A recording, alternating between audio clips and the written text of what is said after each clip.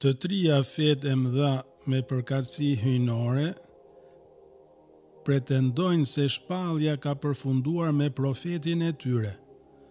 Por lind një pyetje thelbësore: nëse nuk ka më profet për ta korrigjuar ose ripërtërir fen, cila prej tyre i plotson kushtet për të mbetur e vërteta e pandryshuar? Përgjigjja kërkon një kriter të qartë.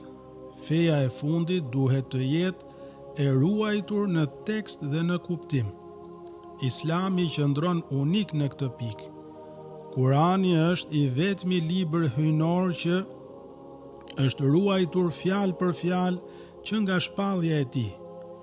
Është memorizuar masivisht brez pas brezi. Ka një zinxhir të pandërprer transmetimi.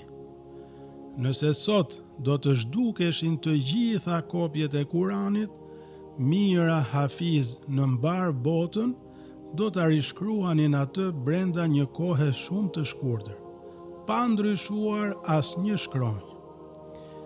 Kjo nuk është thjesht traditë, por një fenomen i gjallë dhe i prekshëm.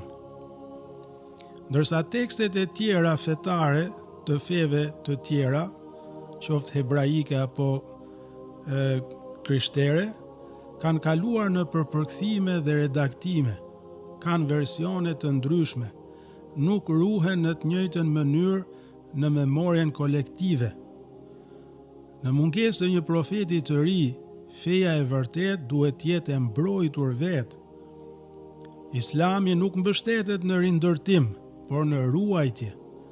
Prandaj nuk është thjesht pretendim, por kriter logjik. Feja që mbetet e paprekur dhe që i mbijeton kohrave dhe sfidave është ajo që vazhdon të jetë e vërtet. Dhe kjo është feja islame që ju shpall profetit të fundit Muhamedit, paqja qoftë mbi të.